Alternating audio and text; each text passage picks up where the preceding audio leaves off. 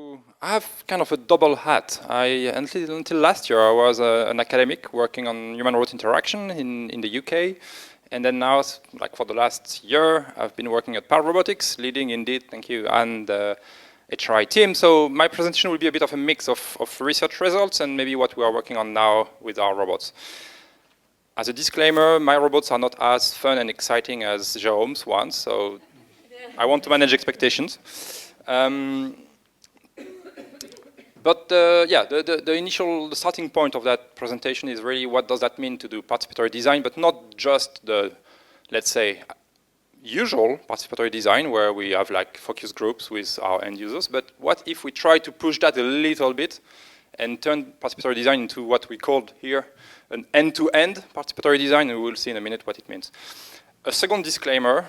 My colleague, Tony Belpem, who is going to speak a little bit later, is co-author, or we've been working on a lot of those projects together. And so you might find some of the things that I'm presenting now that are quite similar to what Tony will be talking about. So please bear with us. You will hear two slightly different perspectives on the same brilliant idea. So that's nothing to worry about. Very briefly about myself. So my background is really in cognitive robotics, symbolic reasoning, things like that, but I've been doing quite a lot of human-robot interaction as well, especially with children, child-robot interaction. Even though more recently, and especially since I've now joined Robotics, we are moving toward the other end of the spectrum, and so we are more working with older adults. So you will see again in the presentation a bit of a mix of both. But that should give us a bit of a background on who I am.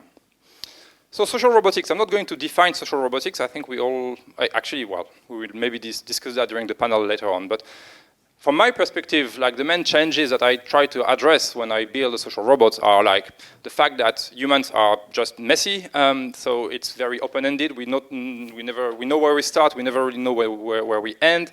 Very dynamic. The situations, we can try to describe them, but they never match what we have described. We have this issue that term of like closing the interaction loop come from Rashid Alami that was speaking yesterday morning. He was like always telling me, yeah, it's fine to ask something to the robot, but what if the robot answers and you answer back? So you have this interaction loop, and that's the tricky bit, because one-shot interaction is much easier than several loops of interactions. Yes, that's right. We have the questions of long-term interaction, and this morning there was some really inspiring discussion about the fact that the robot, the way you behave with the robot will change over time. I will say a few words about that as well at the end. And the fact that when you bring a robot to the real world, it usually doesn't work, because our algorithms are not well suited for real-world complexity. This picture that you see on the side there, this was during my first postdoc. I was super proud. I said, let's bring a robot to a nursery, a childcare.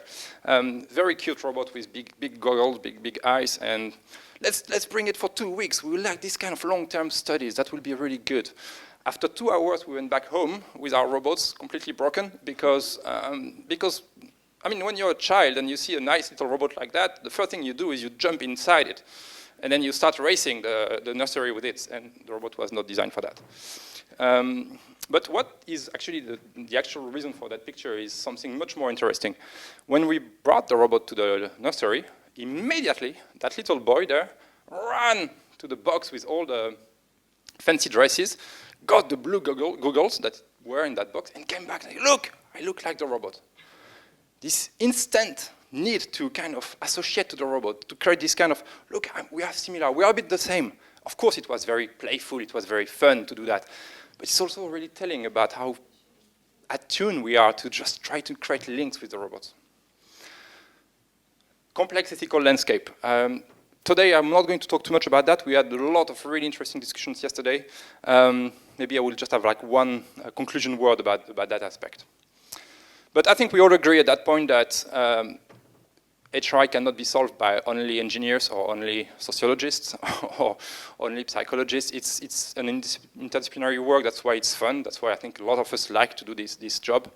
And that also means that we need to hear the voices of many people, and that's what the talk is about. So let's set ourselves a little challenge for this presentation. As a very ambitious social roboticist, I want to build a robot that can run on a real robot, not a simulator, no, not simulator, a real interaction with humans. I've seen so many research on social robotics that did not include humans, actually. That was interesting. It needs to be a continuous interaction, not just like a very turn-based kind of, oh, your turn, my turn. No, something natural, a continuous interaction. It needs to be realistic as well, because there's a lot of studies in HRI that are really like, oh, let's stack cubes. I'm sorry if you're doing research on stacking cubes. But it's important, I know. But let's look into something that is a real-world, challenging task. And it also needs to run into the wild because, I mean, we're in 2022 and almost 2023. In 2 months, like we should be going into the real world, not in the labs. And yes, and something that is wild in the sense also of the kind of interaction we expect. So let's see if we can build something like that in 20 minutes.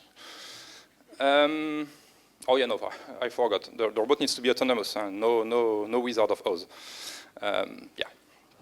So let's see. The last study I did, and the first one I want to briefly talk about, was in the UK. We took a robot, Pepper, as you can see, at the school for autistic children. Pretty big school, 200 children, all ages, and we wanted to see if the robot could be helpful to them. I don't know if some of you have done like research on robots for autism. A lot of that research is focused on, oh, let's bring the robot to the classroom and we will have like a one-to-one interaction between the child and the robot, and the child will help the children to better understand emotions, for instance, deciphering. Like there's a lot of research focused on that. And it's interesting because if you talk to the people from the autistic community, they will tell you, we don't need that. We are not ill. We don't need to be fixed. And by the way, don't call us like someone with autism. We don't have autism. We are autistic. That's what we are, who we are. Take it like that. And yes, the robots can play an important role, but not to repair us, just to make our environment more suitable, more adapted for us. So we said, okay, fine. Let's go to the school and see what they need.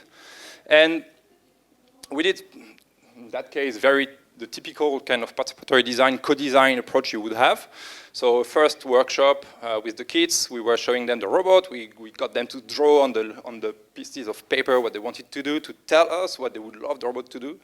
We did the same thing with the teachers, and we went back to the lab and created a set of activities for the robot that were based on what the children told us. Cuddle.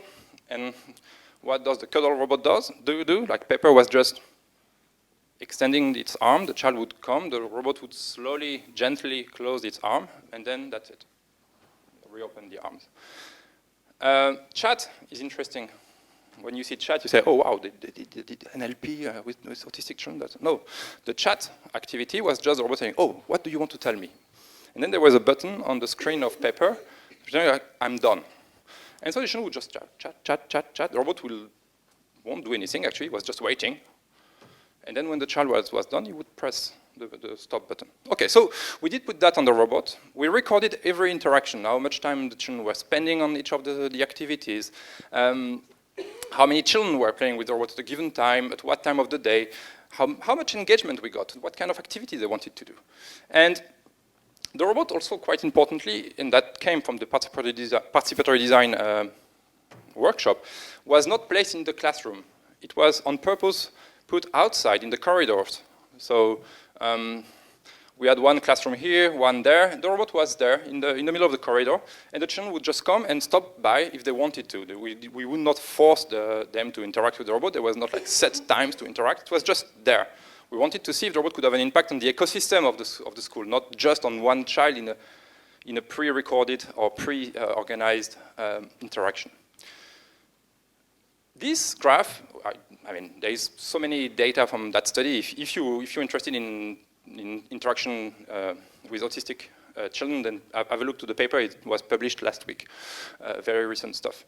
But that graph is interesting. That's how much time children were spending with the robot over the 3 weeks of the study. The robot stayed in the school for 3 weeks. And what do you see, is a very beautiful decrease for the 1, 2, 3, 4, 5, 6, 7, let's say 7 first days. And then it plateaus. So when you see, like, for instance, like, 40 minutes here, it means that over the duration of the day, so that for one day, the robot was actively doing something with children for 40 minutes, which is both a lot and not much, depending on how, but like knowing that most of the interactions were maybe 1 or 2 minutes long, it means that during a day, the robot was used quite a lot by the children. So if someone is asking you, oh, by the way, the novelty effect, how long does it last? Then now you have an answer, 7 days. At least with paper in autistic, with autistic children. But we really have this kind of, a lot of excitement at the beginning that went down. But then the important part, of course, here is that it did stabilize. And so the end of the study, we had a group of 6, 7 children that were coming back to the robot very often to talk, to interact, to do things with the robot. Not the same as the beginning, but the one that actually benefited from this interaction with the robot.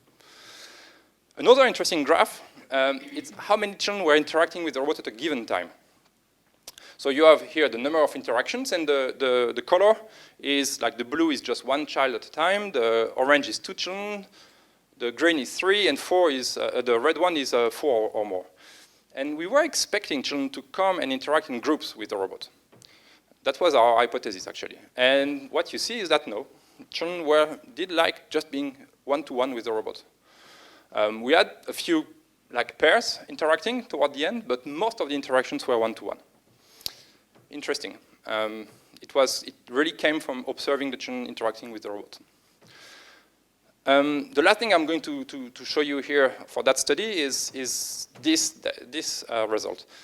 Every time a child was starting to interact, we would display that screen with those 4 smileys.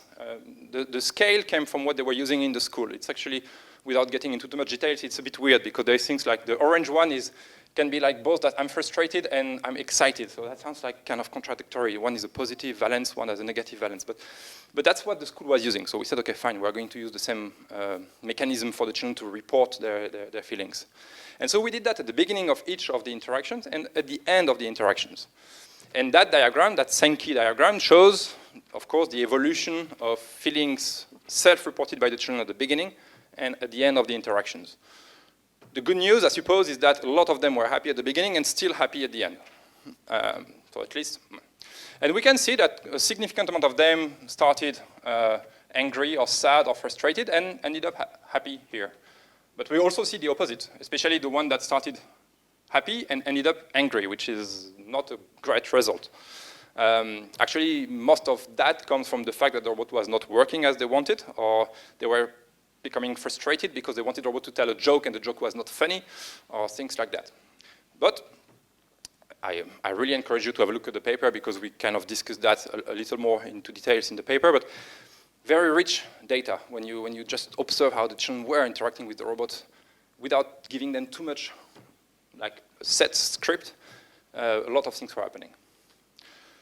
Okay, let's go back to our dream shopping list for Christmas. Was it an open-ended, under-specified situation? Yes, the robot was there in the school, and basically anything could happen. So that was okay. The semantics, the semantics were pretty rich, like they could talk or do anything they wanted, even though it was constrained to the school environment, but still. We had complex social dynamics, yes. We had groups. Sometimes with one child, they would leave, they would appear, we had no real control about that.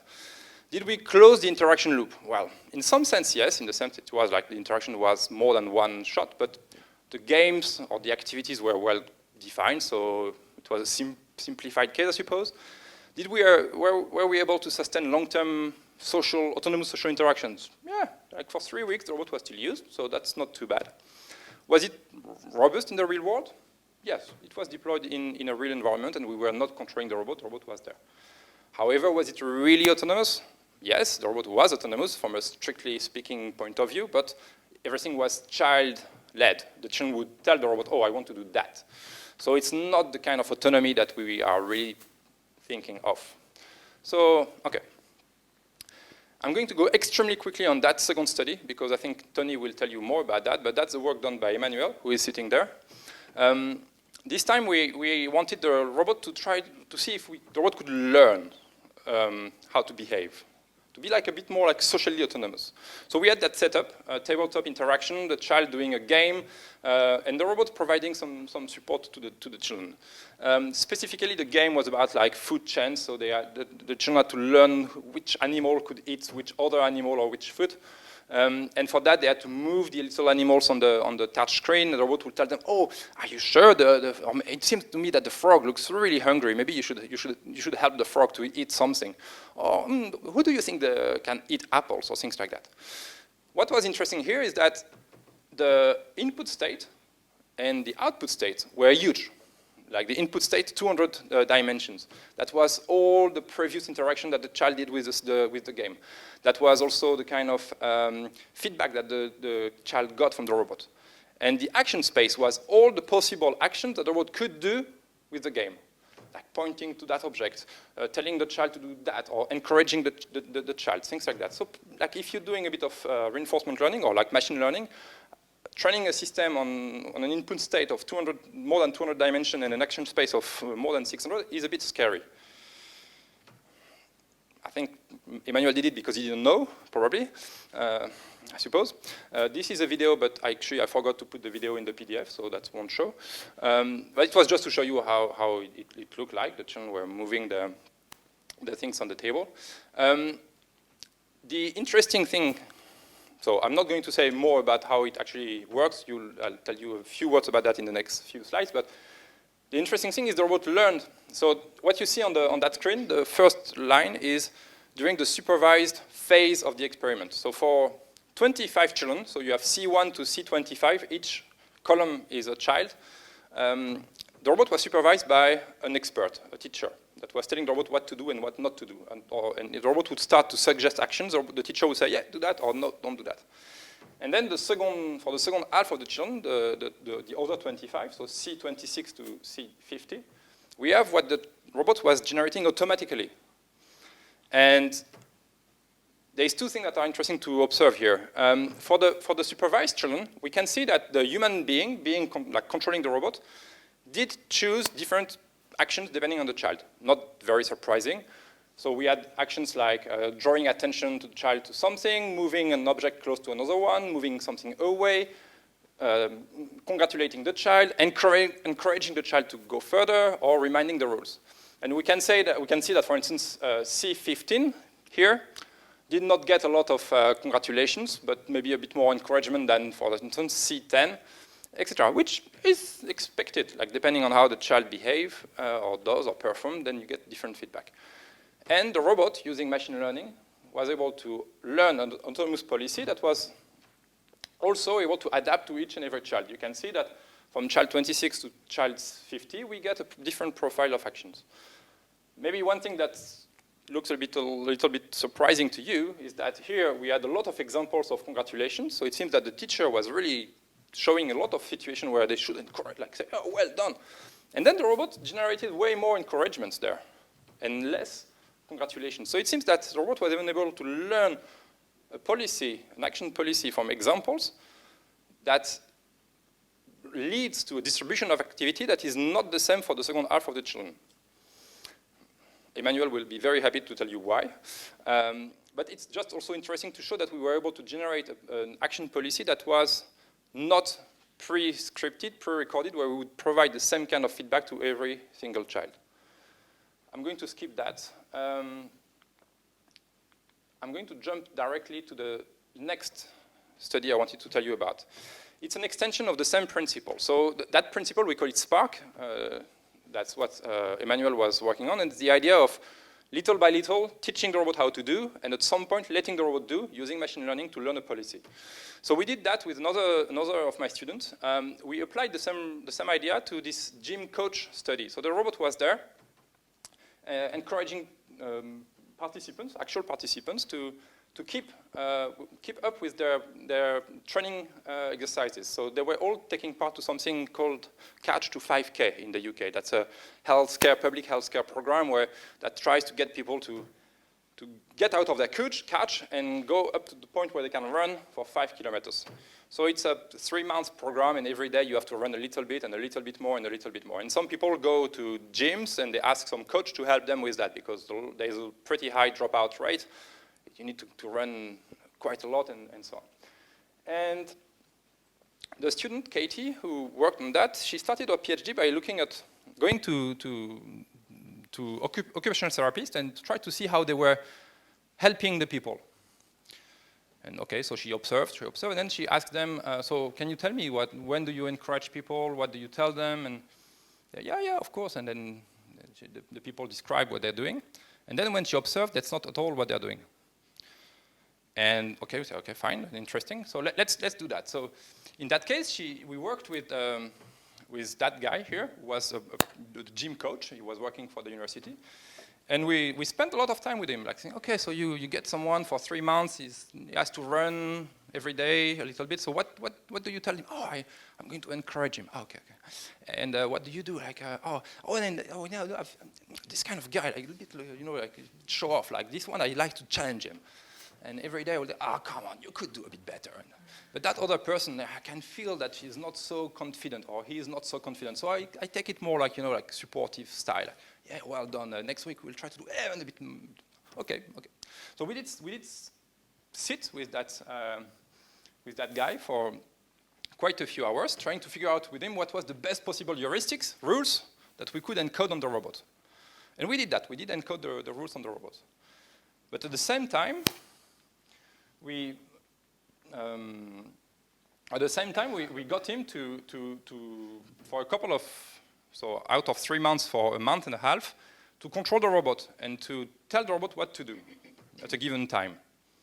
Like encourage or get them to run, get them to stop running, tell them a joke, ask them how they feel, things like that. So the gym coach was still operating the robot, and the robot, as in the same way as he was doing it for the education scenario before, was starting to make suggestions. Oh, should I now tell them to run a bit faster? And then the gym coach was like, yeah, or maybe no.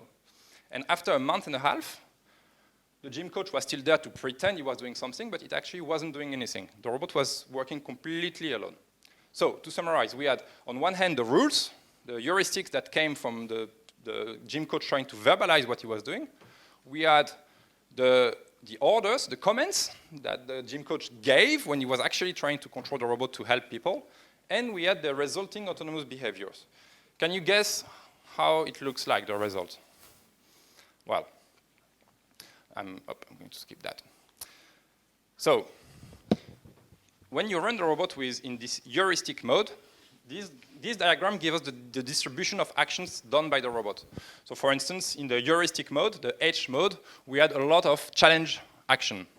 Why? Because in one of the rules, it was if the speed is below, 3 kilometers per hour and the person is not sweating too much, tell them to go faster, something like that. So we have this distribution, and that is what the robot was actually told to do by the gym coach. So it's not completely surprising, I guess, at that point, but what the person was able to tell us about, he was an expert, so he should have known, but he was completely unable to explain in a way that could be encoded on the robot what to do compared to what he was actually telling the robot to do. And now the good news is that using machine learning, we were able on the robot to reproduce a distribution of action that was way similar to what a human would have done in situ in the moment, that what the person would have been able to explain. We did one more thing though. At the very beginning of the study, we did ask each of the participants to fill the Big 5 personality questionnaire. So to have a rough idea, are you extrovert, introvert, things like that. And we wanted to see whether we were able not only to mimic the behavior of an actual human, but also to adapt the behavior of the robot to the personality or the personality of the users. And this is another example for 2 different participants this time. So as you would expect for the 2 participants when you're based on heuristics, you get the same distribution. However, if you look at what the human teacher was doing between those 2 participants, so that's this column and that column, we can see that even though the distribution looks roughly the same, it's not exactly the same. We have, like, for instance, red, like the get closer, that doesn't exist there. If you look at the the pink one, praise someone, it was done way more for that participant than for that one. And what we've observed, and it was significant, statistically significant, is that the robot was able to reproduce and adapt automatically its behavior when it was completely autonomous to the personality of each of the participants. So that was an interesting application of adapting the behavior of an autonomous system to the personality of the end users based on some machine learning. Okay, so let's revisit last time our challenge. Are we using real robots? Yes. Real interactions with humans? Yes. Are they continuous interactions, not turn-based? Yes. The tasks are relatively realistic. They are real world, they come from the real world. The Couch to 5K task is really a real world activity, even though they are quite specific though. It's not a generic robot, it's a robot able to do one thing. But they are complex tasks as well, like the input and output space are of relatively high dimension. It's in the wild, we were in the schools or in the gym, and we were including social behaviors. We are not only learning about the task, but also how to perform the task in a social way. And yes, and the robot was autonomous and able to adapt. Is it the end of the story though? Nah, of course not. First, our situations were not really open-ended or under-specified. They were actually quite well specified, and writing the rules, writing the input state was very specific to one task, so we were not in an under-specified situation. The semantics of those two tasks were actually quite simple because we knew what the robot could or could not do, what the robot could recognize or not recognize. The complex social dynamics, not really. It was every time a one-to-one interaction, and the people were not moving around. They were like just sitting or just standing next to the robot. And we definitely did not close the interaction loop because there was not really any interaction loop, so to speak. Yes, we were maybe able to sustain some sort of long-term interaction, but it was a very constrained interaction. So if you take those two examples, the example with the autistic children and that example, those two examples with like the robot doing a task autonomously that has learned the behavior, we are like, okay, there is still a lot of room to bridge those two situations together. So in retrospect, I think this technique, the Spark technique that I've been telling you about, was successful to replace a wizard. Little by little, we were teaching the robot to be autonomous. It was what we call an end-to-end participatory design in the sense of our end users were involved the whole way through to in designing, in shaping what the robot could do. So we went to a technique, an algorithm Spark to a methodology. So there is another paper written by Emmanuel and Katie that is really about the methodology that you need to use to do that. So this led by experts, automation and design of robots, LEADOR. But is that technique able to transfer to more open-ended situations? I'm not sure. So does it transfer to the industry? I would like to say yes. I'm not been able yet to achieve that. And I probably don't have any time left, but in the last couple of seconds, I'm just going to give you a few snapshots of the kind of research we've been doing at PAL over the last couple of months. The two key use cases for PAL in terms of social robotics right now are getting robots in public administrations to help guide people, so to welcome them and guide them into their meetings or to maybe answer their questions if they can be answered like that, and the elderly care sector, and both in terms of like daycare activities where you just want the robot to foster interaction between people, but also the question of social isolation that we've been mentioning yesterday and this morning, where I do think that robot can play a really useful role. But RHHI, I'll tell you what it is in my conclusion. So what does it look like? Right now, my colleague Raquel Ross, some of you know her, has been completing, I think yesterday actually, a round of she went to 10 different people's home, she spoke to 10 different elderly care professionals to try to map the needs. So being in a company and doing this kind of participatory, not participatory, but like going to people's place and understanding end users' needs is something that we can do. In the frame of the Shapes project, we deployed one of our HRI robots into people's homes for weeks. trying to see what the robot could do. So the robot was typically doing things like reminding people of their medications or things like that. Pretty constrained tasks. But we are trying to put the robot in people's home to see how it works. These pictures come from the Amoeba project, where we were working in Barcelona with a daycare hospital for elderly people, trying to bring the robot there, and in that case, explaining the staff how to use it. The robot was there welcoming people in the morning. It was taking part to some of the physiotherapy sessions, trying to make it more engaging, I suppose. It was a complete failure, that deployment, I'm going to be honest with you. It worked-ish kind of okay when we were there, and as soon as we disappeared, no one was using the robot anymore. Why? Well, this is Ari. No one else from PAL is there, right? So I can criticize my own robots without no one complaining. If you were like an HRI designer, try to find everything that goes wrong with such a design. There's a lot of things there that are not quite right. The robot was too tall, for instance. And actually there is an interesting problem here that you cannot discover if you don't go to a place like that. Not a lot, but quite a few of the residents were in wheelchairs. And we've been talking a lot this morning about gaze and how important gaze is. You're in a wheelchair. Someone is pushing you around. Who do you think the robot is going to look at? Well, not the wheelchair and the person pushing the wheelchair. So if you want to create an interaction with the residents, you have to think, oh, damn, then it's not you that I need to look at. And how do you do that? If you just encode, say that, oh, if I am in a daycare, I should look only at faces that are between 1 meter and 1.60 meters, that's not going to work either. And that's a good example of something that sounds like a practicality that is actually taking you to a pretty complicated modeling problem.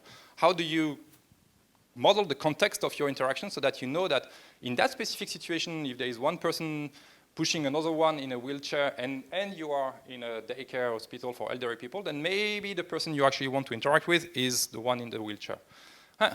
That's not a simple problem to solve.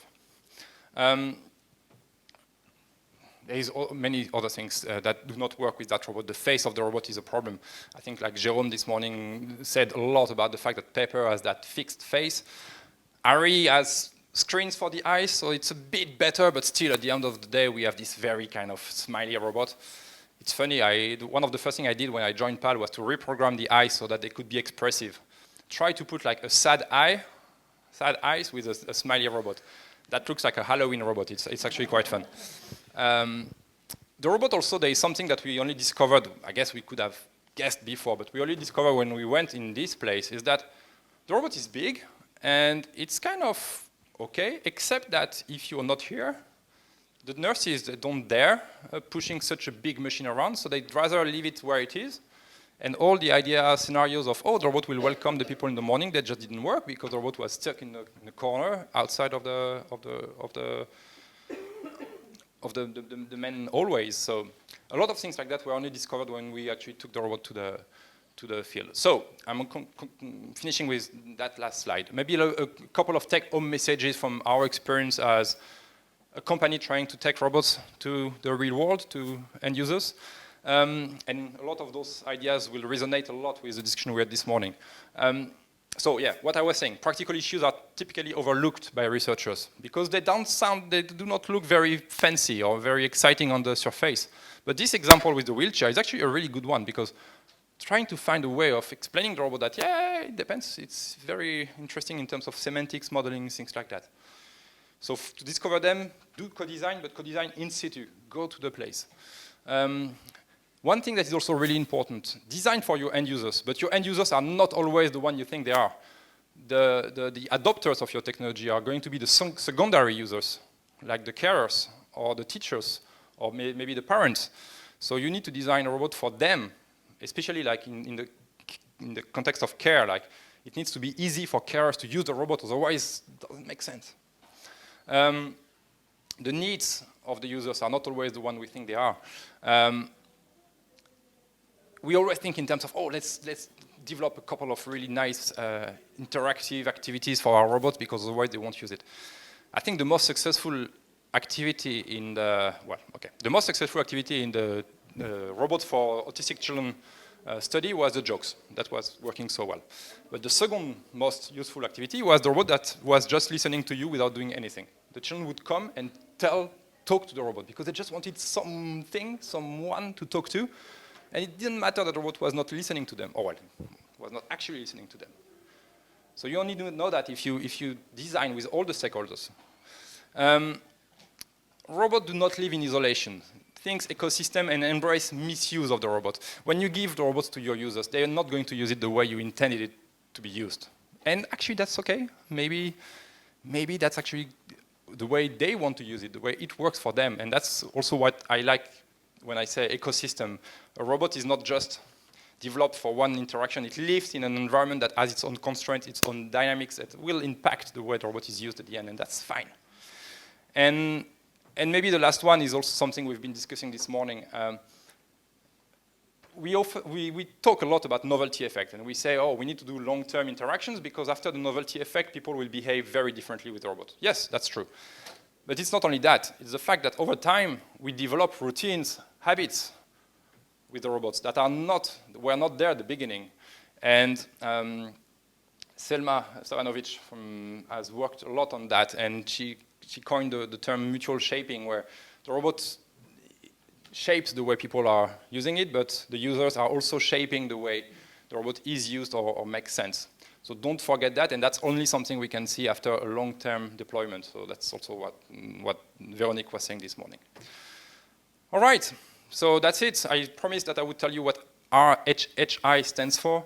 So I think I'm not so much interested in human-robot interaction. I'm most interested in how robots can support human-human interactions, and I think it's really important for the elderly care use case. We don't want to get rid of the humans. We want to create situations of interactions between humans that are supported by the presence of the robot.